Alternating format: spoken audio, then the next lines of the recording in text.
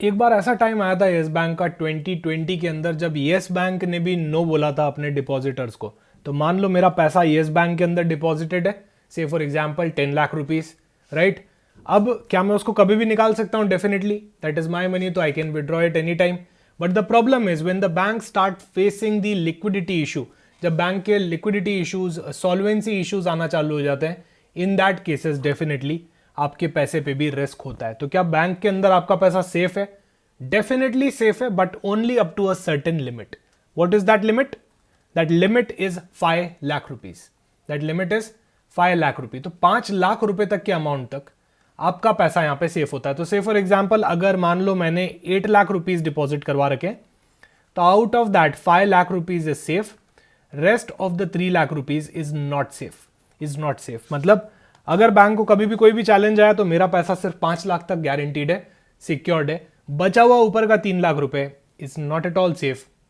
Bank और RBI और even the government of India is not liable to pay you the additional 3 lakh rupee, right. Bank के साथ भी liquidity crunch आया था येस बैंक के साथ में, और काफी दिनों तक डिपॉजिट्स पे कैपिंग लगी हुई थी। आप यहां देख सकते हो 50,000 की कैपिंग लगी हुई थी। हालांकि लिक्विडिटी क्रंच आने के बाद आरबीआई ने, गवर्नमेंट ऑफ इंडिया ने इंटरवीन किया था और काफी सारे बैंक्स ने आके यहाँ पे येस बैंक को बचा लिया था। अदरवाइज डेफिनेटली सॉल्वेंसी इशू आ सकता था, राइट। अच्छा, आरबीआई की कौन सी एंटिटी है जो इस तरह का इंश्योरेंस देती है 5 लाख रुपए तक का? वो है डीआईसीजीसी, जिसको हम बोलते हैं deposit insurance and credit guarantee corporation. ये आरबीआई की होली ओन्ड सब्सिडरी है। ये आरबीआई की होली ओन्ड सब्सिडरी है, DICGC, deposit insurance and guarantee corporation of India. Sir, wholly owned subsidiary का क्या मतलब होता है? मतलब आरबीआई इसको ऊपर से नीचे तक ओन करता है। 100% of equity share capital, the ownership capital of DICGC is with reserve bank of India, right. तो कहीं ना कहीं ये आरबीआई है, ये घूम फिर के आरबीआई है। तो क्या मैं बोल सकता हूं आरबीआई डीआईसीजीसी के जरिए आपको 5 लाख रुपए तक का गारंटी देता है कि अभी हम बैठे हुए हैं, आपका डिपॉजिट कहीं नहीं जाने वाला। तो अगर आपके बैंक को कोई भी इशू भी आता है तो RBI is there to take care about your amount with the help of DICGC with the help of DICGC entity, but only up to 5 lakh रुपए। उसके ऊपर आरबीआई भी बोलता है कि भाई उससे ऊपर हमको नहीं करना है इंश्योरेंस, सही है।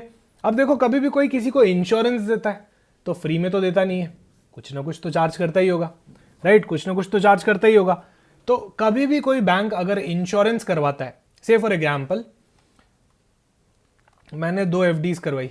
अच्छा, एफडीज, आरडीज, सेविंग बैंक, जो भी तरह के डिपॉजिट है, सब पे ये डीआईसीजीसी कवर एप्लीकेबल होता है, राइट। सब पे डीआईसीजीसी कवर एप्लीकेबल होता है। तो मान लो मैंने एक एफडी करवाई एचडीएफसी बैंक में, सही है, एचडीएफसी बैंक में 6 लाख रुपीज की। मैंने एक और एफडी करवाई येस बैंक में 6 लाख रुपीज की, या भले ही सेविंग अकाउंट में पड़े या भले ही आरडी अकाउंट में पड़े, डजेंट मैटर। कुल मिला के मेरा 6 लाख रुपए का डिपॉजिट एचडीएफसी बैंक में भी है, और एक और एफडी मेरी डिपॉजिट मेरा येस बैंक के अंदर भी है, सही है। तो क्या आरबीआई फ्री में किसी को गारंटी देगा? कभी भी कुछ फ्री में नहीं होता लाइफ में, राइट। व्हेन द प्रोडक्ट और service is free then the product is you. तो यहां पे कभी भी कुछ लाइफ में फ्री नहीं होता। तो definitely these banks are going to pay a premium for taking insurance. जब भी आप इंश्योरेंस लोगे, मतलब 5 लाख रुपए तक का आपका रिस्क पर अकाउंट, पर पैन, पर अकाउंट डीआईसीजीसी के पास आ गया, यानी कि आरबीआई के पास आ गया, तो ऑब्वियसली डीआईसीजीसी कुछ चार्ज करेगा। For every 100 rupee deposit, for every 100 rupee of deposit, DICGC is going to charge 0.12 rupees, मतलब 12 paisa, 12 paisa the DICGC will be charging on every 100 rupee deposit.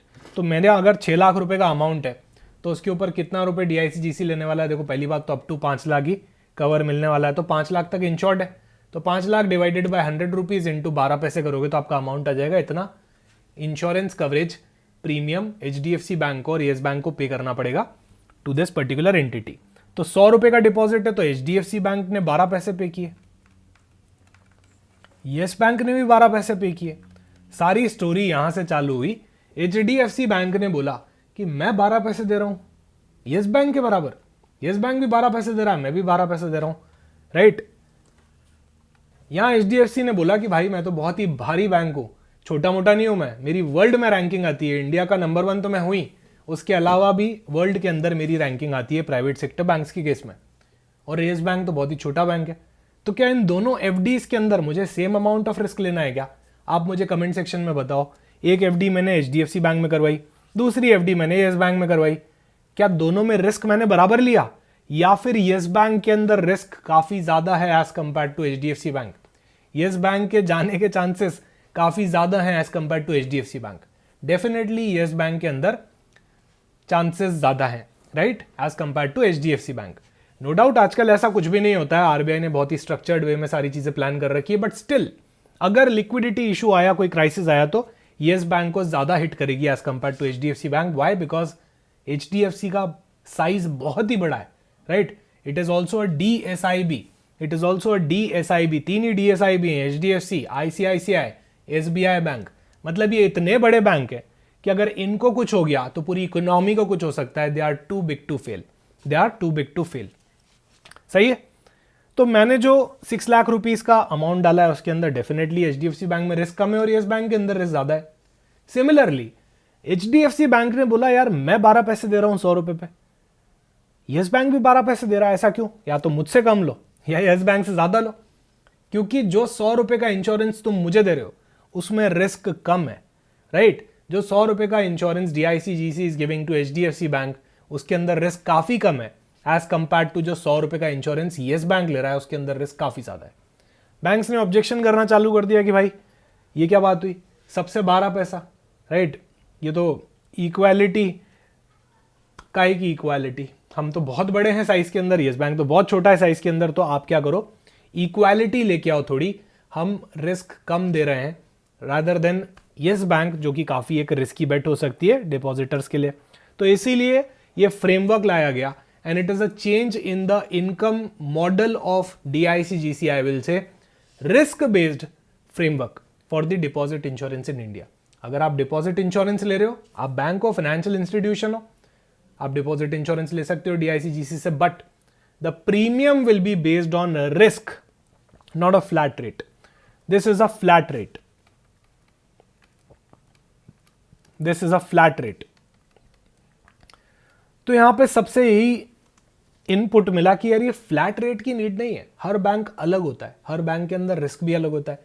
तो आप रिस्क बेस्ड प्रीमियम फ्रेमवर्क लेके आओ, यानी कि risk के हिसाब से आपका प्रीमियम बढ़ता घटता जाएगा। मतलब आप येस बैंक को तो आपको ज्यादा प्रीमियम देना पड़ेगा as compare to HDFC bank, उसके अंदर आपको कम प्रीमियम देना पड़ेगा।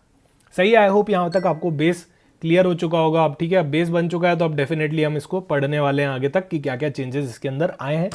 इंपॉर्टेंट हो सकता है आपके आरबीआई ग्रेड बी एग्जामिनेशन के लिए, बहुत इंपॉर्टेंट हो सकता है, इसको बिल्कुल मिस मत करना, right.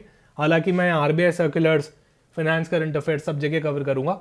So for those who are seeking this lecture in exclusive English can definitely watch my RBI circular का वीडियो और they can even watch my finance current affair session. तो दोनों में से मैं किसी न किसी एक में हुए कवर करने वाला हूँ, राइट। मोस्ट प्रोबेबली मैं आरबीआई सर्कुलर के अंदर इसको कवर कर लूंगा फरवरी मंथ के। सही है। तो 6 फरवरी को risk based framework for deposit insurance यहां पे अनाउंस किया गया, ठीक है। वैसे भी फरवरी month is full of proposals, तो यहां पे काफी लोगों ने प्रपोजल दिया कि भाई तुम एक काम करो, रिस्क बेस्ड फ्रेमवर्क लेके आओ प्रीमियम पेमेंट के लिए, ना कि कोई फ्लैट रेट, ठीक है। तो अभी एक बार इसको पढ़ते हैं, फिर और समझेंगे कि और डिटेल में क्या चीज है। In accordance with the announcement made in the Statement on Development and Regulatory Policy, तो Statement on Development and Regulatory Policy जो कि 1 अक्टूबर 2025 को निकली थी, उसके अंदर बात की गई थी डीआईसीजीसी की, with the approval of reserve bank of India. Reserve bank के अप्रूवल के हिसाब से वहां पे बोला था कि यार तुम क्या करो, इंप्लीमेंटेशन करो रिस्क बेस्ड प्रीमियम फ्रेमवर्क का, कि रिस्क के हिसाब से प्रीमियम चेंज हो जाए, ऐसे फ्रेमवर्क को लेके आओ। सही है। The framework aims to incentivize sound risk management by banks. HDFC bank ने बोला यार मैं तो बहुत ही साउंड रिस्क मैनेजमेंट करता हूं, right, as compare to other banks, तो मुझे यहां बेनिफिट दिया जाए। क्या दिया जाए? इंसेंटिव दिया जाए, बेनिफिट दिया जाए, और मेरा प्रीमियम अमाउंट को रिड्यूस किया जाए, क्योंकि मेरा रिस्क भी कम है, राइट। मेरा रिस्क कम है तो मेरा प्रीमियम भी कम होना चाहिए। आपको बैकग्राउंड दे देता हूं, आपको फटाफट से बता दूं, डीआईसीजीसी आज से पहले फ्लैट रेट चालू करता था। ये देखो हमने डिस्कस करा था 12 पैसा पर 100 रुपी ऑफ द डिपॉजिट। सो हर 100 रुपए पे 12 पैसा डीआईसीजीसी चार्ज कर लेता था। अब ये फ्लैट रेट जो है ये डेफिनेटली सिंपल तो है बट डिफरेंशिएट नहीं करती बैंक्स में, राइट, रिस्क मैनेजमेंट पर्सपेक्टिव से। तो इसीलिए यहाँ पे ये प्रपोजल हुआ कि भाई रिस्क बेस्ड प्रीमियम फ्रेमवर्क को लेके आओ रादर देन फ्लैट रेट। इतना तो हम पढ़ चुके थे ऑलरेडी सिंपल लैंग्वेज में, ठीक है, मैंने आपको सर्कुलर पढ़ के भी बता दिया।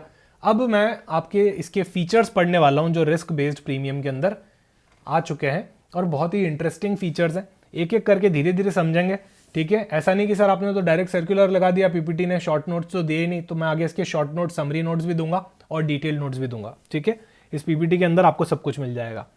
प्लस अगर आपको कोई भी क्वेरी हो या फिर अगर आप ऐसा कोई ग्रुप देख रहे हो जहाँ पे फाइनेंस की काफ़ी सारी चीज़ें शेयर होती है, तो definitely you guys can reach out to me on Telegram as well.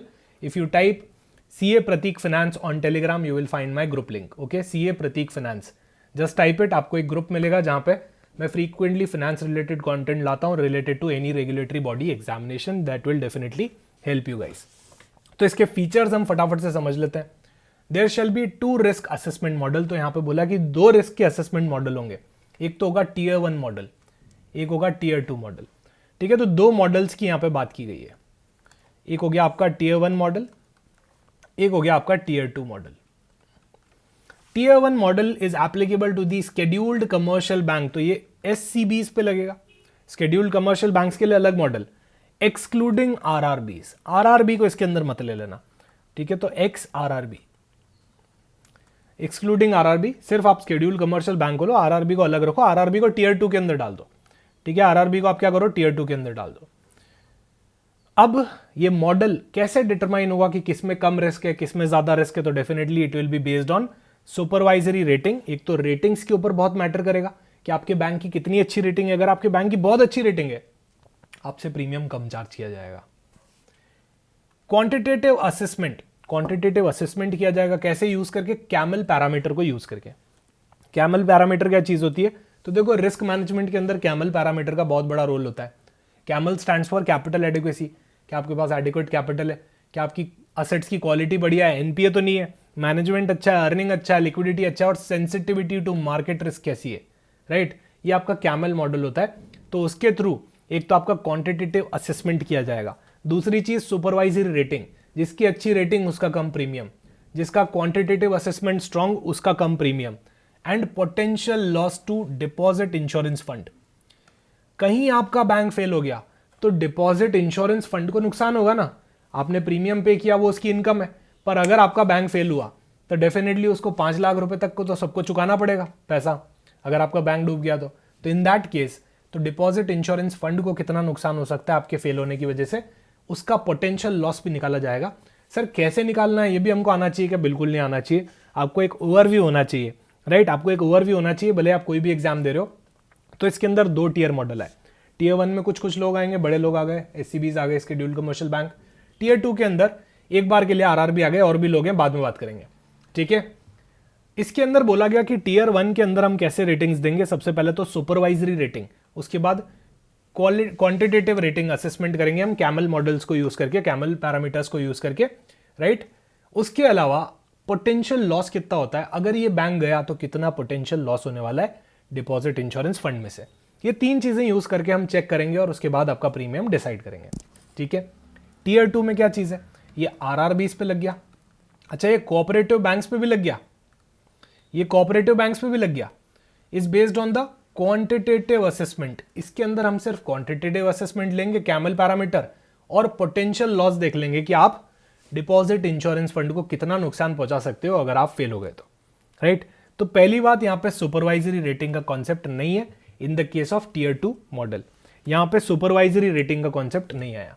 Supervisory rating का कॉन्सेप्ट कहां आया, सिर्फ Tier 1 के अंदर आया, ठीक है। तो Tier 1 के अंदर 3 चीजें आई, पर Tier 2 के अंदर 2 ही चीजें आई। सबसे पहले तो आपको ये याद रखना है, right. The maximum risk model incentive shall be 33.33% over the card rate.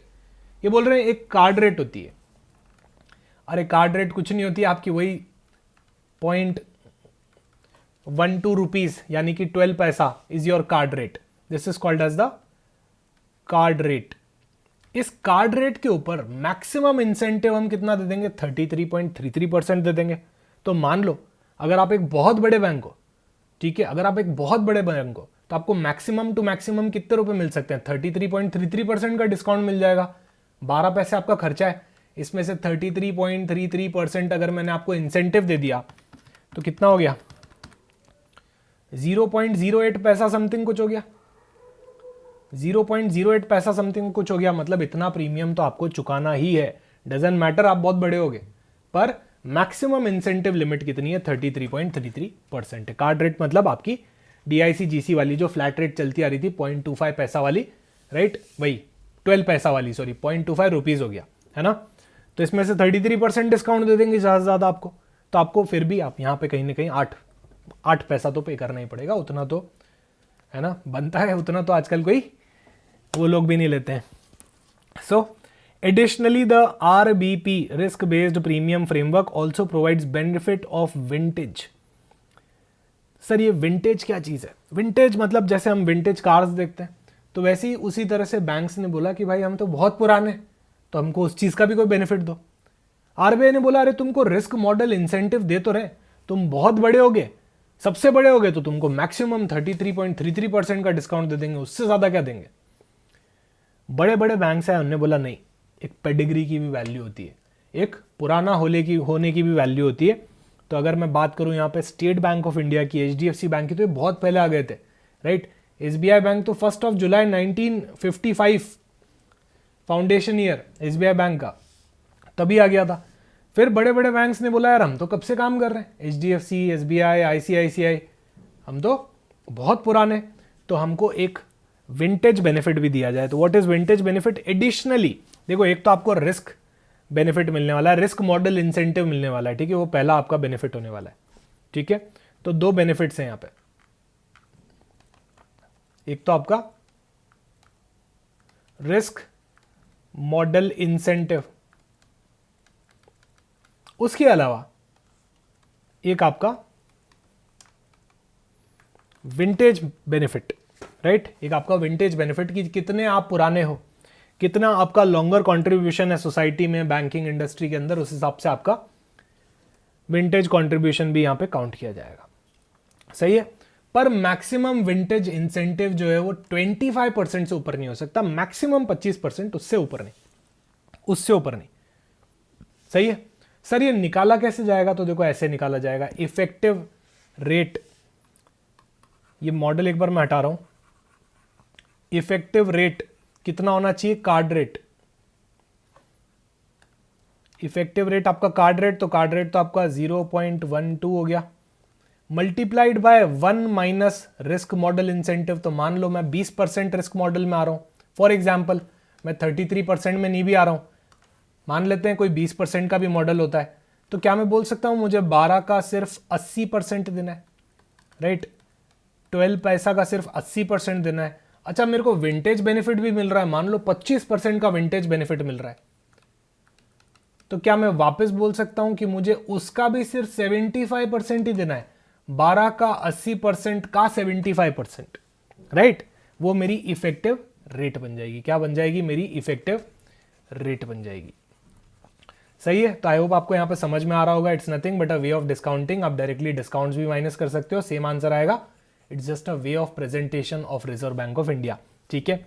आप ऐसा भी कर सकते हो कि 0.12 माइनस 20% का मान लो मेरा रिस्क मॉडलिंग इंसेंटिव है, फिर जो भी रिजल्ट आया उसके अंदर से आपने फिर 25% हटा दिया विंटेज इंसेंटिव का, तो भी आपका आंसर घूम फिर के वही आना है, कोई भी यहाँ पे चेंज नहीं होने वाला है। But this is how we present things. तो एक फॉर्मूले टाइप दे दिया है, फॉर्मूला समझ में आए ना आए, कॉन्सेप्ट समझ में आना चाहिए। अगर कॉन्सेप्ट समझ में आ गया तो दुनिया का कोई भी फॉर्मूला समझ में आ जाएगा, सही है। सो ये सारी चीजें अभी यहाँ पे मैं आपको फटाफट से एक और बार रिवाइज करवा देता हूँ। देखो पहले 0.12 रुपीज का प्रीमियम चार्ज किया जाता था, सही है, कितना? 0.12 रुपीज का। फिर यहाँ पे बड़े बैंक्स ने बोला कि नहीं, हमको तो रिस्क बेस्ड प्रीमियम पे करना है, क्योंकि हमारा रिस्क कम है, तो हमको रिस्क बेस्ड प्रीमियम पे करना है। तो RBI ने कहा ठीक है तुम रिस्क बेस्ड कर देना। तो 2 टीयर बनाए, कितने टीयर बनाए? 2 टीयर बनाए। तो टीयर 1 के अंदर आपके शेड्यूल्ड कमर्शियल बैंक्स आ जाएंगे, पर RRB नहीं आएगा। टीयर 2 के अंदर आपका RRB भी आ जाएगा और आपके कोऑपरेटिव बैंक्स भी आ जाएंगे। टीयर 1 के अंदर 3 क्राइटेरिया है। सबसे पहला क्राइटेरिया सुपरवाइजरी रेटिंग, दूसरा criteria CAMEL parameter quantitative assessment में आ गया, और तीसरा potential loss to deposit insurance fund अगर आप गए तो आप कितना लॉस दे सकते हो। पर टियर 2 के अंदर सिर्फ दो ही क्राइटेरिया है, एक तो क्वांटिटेटिव कैमल्स वाला और दूसरा आपका पोटेंशियल लॉस वाला। सुपरवाइजरी रेटिंग का कोई भी क्राइटेरिया नहीं है। मैक्सिमम दो तरह के इंसेंटिव देंगे। कितने बेनिफिट देंगे? दो बेनिफिट देंगे। एक तो आपका रिस्क मॉडल इंसेंटिव देंगे, आपका रिस्क कम है तो कोई बात नहीं, आप मैक्सिमम 33.33% का डिस्काउंट ले लेना इस प्रीमियम के ऊपर, आपकी कार्ड रेट के ऊपर। कार्ड रेट कितनी है? 0.12 रुपीज। पुराने बैंक आए, उनने बोला भाई हम तो सालों से हैं, हम तो हमेशा हैं, हम आगे भी रहेंगे, हम पहले भी थे, हम आगे भी रहेंगे, राइट। विंटेज बेनिफिट और दिया उनको। विंटेज बेनिफिट मैक्सिमम 25% हो सकता है। कितना हो सकता है? 25%। सर कैसे पता चलेगा? विंटेज का तो मैं बता दूंगा, रिस्क मॉडल इंसेंटिव का एक अलग वे रहेगा कैलकुलेशन का, जो आपको जानने की नीड नहीं है for the examination perspective, right. The framework, a rating override policy in case adverse material information development subsequent to the initial risk rating। कभी कोई मटीरियल इंफॉर्मेशन आ गई, एडवर्स इंफॉर्मेशन आ गई जिससे आपकी रेटिंग खराब हो सकती है, तो उसको यहां पे कंसिडर कर लिया जाएगा। The bank will be required to maintain confidentiality. HDFC bank को उसकी रेटिंग बताई, भाई कॉन्फिडेंशियल रखना, जाके सबको बता मत देना कि मेरी तो सबसे बेस्ट रेटिंग है, मेरा तो सबसे कम प्रीमियम है। No, there should be confidentiality of rating and should not disclose the rating or the amount of premium paid to the DICGC, वरना लड़ाइयाँ हो जाएगी। कल को और कोई बैंक आके आ जाएगा, SBI बैंक बोलेगा भाई मेरी रेटिंग कम क्यों है HDFC बैंक से, या उल्टा भी हो सकता है, या फिर प्रीमियम में डिफरेंसेस हो सकते हैं, राइट। तो ये यहाँ पे कॉम्प्लेक्सिटीज ना हो जाए, बैंकों के बीच में लड़ाइयाँ ना हो जाए, उसके लिए क्लियरली बोल दिया कि तुमको कॉन्फिडेंशियलिटी रखनी है ना। ना तुम अपनी रेटिंग बताओगे, ना तुम अपना प्रीमियम बताओगे कि तुम DICGC को कितना पे कर रहे हो, तो एक कॉन्फिडेंशियलिटी यहाँ पे रखी गई है। Local area bank, payment bank ने बोला हमारा क्या होगा, हमारी भी बात करो, राइट। तो LABs, लोकल एरिया बैंक्स और payment banks will continue to pay premium at the card rate. उनको बोला यार अभी तुम पहले थोड़े से बड़े हो क्या ना, अभी तुम रहने दो। लोकल एरिया बैंक और पेमेंट बैंक को क्या करना है, 12 पैसा अभी भी देते रहना है, मतलब उनके लिए फ्लैट रेट ही है, उनके लिए अभी तक फ्लैट रेट ही है, राइट। तो local area bank and payment bank will continue to pay at the card rate, ठीक है। As there are data point limitations to bring them up to the RBP model। अभी तुम्हारे उतना data structured way में नहीं आता है, बहुत सारी और भी लिमिटेशन है, तो तुम एक काम करो, अभी फिलहाल के लिए 12 पैसा ही दो, right. All UCBs under the supervisory action framework prompt corrective action of RBI will continue to pay the card rate। अगर तुम UCB हो, राइट, अगर तुम UCB हो और तुम सुपरवाइजरी एक्शन फ्रेमवर्क के अंदर आ रहे हो, प्रॉम्प्ट करेक्टिव एक्शन के अंदर आ रहे हो, अरे भाई तुम्हारी ऑलरेडी बहुत प्रॉब्लम चल रही है, तुम कहां से डिस्काउंट लेना चाहोगे, तुम तो 12 पैसे ही दो। तो कहने का मतलब अभी भी प्रीमियम 12 पैसे ही रखा है, पर अगर तुम में कैपेबिलिटी है, तुम में रिस्क मैनेजमेंट की कैपेसिटी है, तो तुमको डिस्काउंट दिया जाएगा। पर UCBs, अगर तुम PCA में आ रहे हो, प्रॉम्प्ट करेक्टिव एक्शन में आ रहे हो, सुपरवाइजरी एक्शन फ्रेम, तुम्हारे ऊपर ऑलरेडी सुपरवाइजरी एक्शन चल रहा है, तुम्हारे ऊपर PCA चल रहा है, तुमको बोला गया कि भाई पहले परफॉर्मेंस तो दो, हालत पहले ही खराब है, उसके बाद तुम्हारा प्रीमियम और कम कर देंगे, तो ये तो इशू हो जाएगा ना, राइट। तुमसे तो और प्रीमियम फ्लैट रेट पे लेना चाहिए, no discount for you. Obvious सी बात है, क्योंकि रिस्क काफी सारा यहाँ पे ऑलरेडी इन्वॉल्व है, सही है। तो यहाँ पे तुमको तो प्रीमियम देते ही रहना है। और ये वाला जो फ्रेमवर्क है, RBP फ्रेमवर्क, ये कब से लगने वाला है? 1 अप्रैल 2026 से एप्लीकेबल हो जाएगा, और ये रिव्यू किया जाएगा 3 साल में एक बार, राइट। तो 2027, 28, 29, अब बात की बात है, 3 साल तक तो कोई दिक्कत ही नहीं है, 3 साल तक तो तुम लोगों को यही वाला फ्रेमवर्क पढ़ना है। तो अगर आपका RBI ग्रेड बी एग्जामिनेशन अभी है तो आपको लोड लेने की जरूरत ही नहीं है, आपको यही पढ़ना है, right. Plus any other kind of amendment अगर कुछ आता है तो, राइट, ठीक है। तो ये हमारा पूरा फ्रेमवर्क था। आप इसके डिटेल्ड नोट्स अगर चाहते हो तो ये आपकी डिटेल नोट्स है, यहाँ पे मैंने सारी चीजें ईजी लैंग्वेज में आपकी मेंशन कर दी है, सही है। अच्छा, इसके डिटेल नोट्स को भी एक बार देख लेते हैं। टियर 1 के अंदर एक तो हमारे शेड्यूल्ड कमर्शियल बैंक्स आ गए, पर RR भी नहीं आया, ठीक है। स्मॉल फाइनेंस बैंक्स भी आ गए, फॉरेन बैंक्स भी आ गए। यहाँ पे उनके अलग अलग मॉडल्स दे रखे हैं, इतना डिटेल में आपको यहाँ पे नहीं पढ़ना है, राइट। इसका एक ओवरव्यू आपको होना चाहिए कि ऐसी चीज़ें हो रही है। ये भी हमने काफ़ी एक बार डिटेल में चीज़ें समझी है यहाँ पे, राइट। काफ़ी सारी रेटिंग्स यूज़ हुई है टियर 1 मॉडल के अंदर, ओके। और उसके बाद टियर 2 के अंदर आपकी 2 ही चीज़ें यूज़ हुई है जो हमने पहले भी देखी थी, और आपके रीजनल रूरल बैंक आ गए, स्टेट कोऑपरेटिव बैंक आ गए, district central cooperative bank, urban cooperative bank, ये सारी चीज़ें यहाँ पे आ गई है, ये अभी भी 12 पैसे की रेट के अंदर ही देने वाले हैं, राइट। अच्छा, ये सारी प्रीमियम की कैलकुलेशन, कैपिटल एडिक्वेसी की, क्वांटिटेटिव की जितनी भी कैलकुलेशन होने वाली है ना, वो जो भी आपका लेटेस्ट ऑडिटेड फाइनेंशियल ईयर था, मान लो आपने लास्ट ईयर ऑडिट करवाई थी, मार्च 2025 का डेटा जो अवेलेबल है उसके बेस के ऊपर ये की जाने वाली है, राइट। और लेटेस्ट अवेलेबल सुपरवाइजरी रेटिंग्स, जो भी आपकी लेटेस्ट सुपरवाइजरी रेटिंग चल रही है वो ले लेंगे, जो भी आपका लेटेस्ट ऑडिटेड फाइनेंशियल स्टेटमेंट है वो यहाँ पे हम ले लेंगे। अगर लेटेस्ट रेटिंग अवेलेबल नहीं है तो जो भी पहले की रेटिंग है वो हम यहाँ पे लेके प्रोसीड कर सकते हैं। प्रीमियम के लिए स्लैब्स बनाई तो 4 कैटेगरीज डाली, risk category A, category B, category C और कैटेगरी डी। देखो अब डी क्लास सामान है तो हाईएस्ट रिस्क कितनी हो सकती है, जितनी भी है 12 पैसे का फ्लैट रेट तुमको पे करना पड़ेगा। अगर सी क्लास में फॉल करते हो तो उसमें तुम्हारा यहाँ पे डिस्काउंट दे दिया, राइट, आपको सिर्फ 11 पैसे ही पे करने पड़ेंगे। बी में हो तो 10 पैसे पे करने पड़ेंगे, और ए के अंदर हो जो कि लोएस्ट पॉसिबल रिस्क है तो भी 8 पैसा तो पे करना ही पड़ेगा। तो क्या मैं बोल सकता हूं 12 पैसे पे मैक्सिमम 33.33% डिस्काउंट की बात हुई थी, तो वो 8 पैसे ही आ रहा था, अगर आपको याद हो तो, राइट, वो 8 पैसे ही आ रहा था। तो मैक्सिमम डिस्काउंट आपको यहाँ कितना मिल सकता है, 33.33% का मिल सकता है, अलाउड है, सही है। सो ये सारी हमारी डिस्काउंट की स्लैब्स हैं जिनको आप चेक कर सकते हो।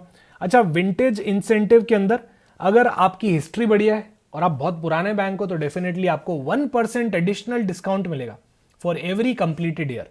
तो मान लो किसी बैंक को अगर 20 साल हो गए काम करते करते बढ़िया तरीके से, तो उसको 20% का डिस्काउंट मिलेगा, 1% every year, 1% every year will be the discount.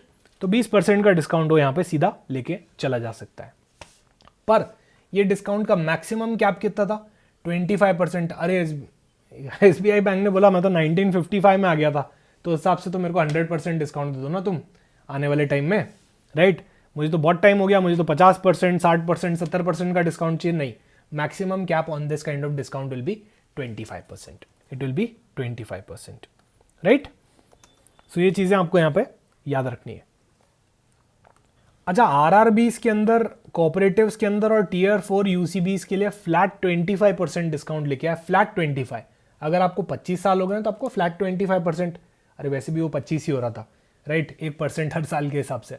और मेजर स्ट्रेस आप फेस नहीं होना चाहिए, आपके साथ कोई स्ट्रक्चरिंग इशू नहीं हो, रीस्ट्रक्चरिंग ना हो रही हो आपके लोन्स एंड एडवांसेस की, कोई मेजर स्ट्रेस ना हो आपके बैंक पे, तो आपको भी ये वाला इंसेंटिव दिया जाएगा। और फॉर्मूला तो हम ऑलरेडी डिस्कस कर चुके हैं, इसमें 2 इंसेंटिव है, रिस्क इंसेंटिव और विंटेज इंसेंटिव। तो ये 2 तरीके के आपके यहाँ पे इंसेंटिव है। अच्छा, डीआईसीजीसी चाहे तो इवन आपकी रेटिंग अच्छी हो तो भी आपको डाउनग्रेड कर सकता है, इतना पावर तो डीआईसीजीसी के पास रहने ही वाला है, राइट। और ये कुछ ऑपरेशनल चीजें ऐसी है जैसे कम्युनिकेशन एंड पेमेंट से रिलेटेड, तो आपकी रिस्क कैटेगरी क्या है, कॉन्फिडेंशियल रहने वाली है एमडी सीईओ की, राइट, उनके पास ही, उनको ही पता होगी।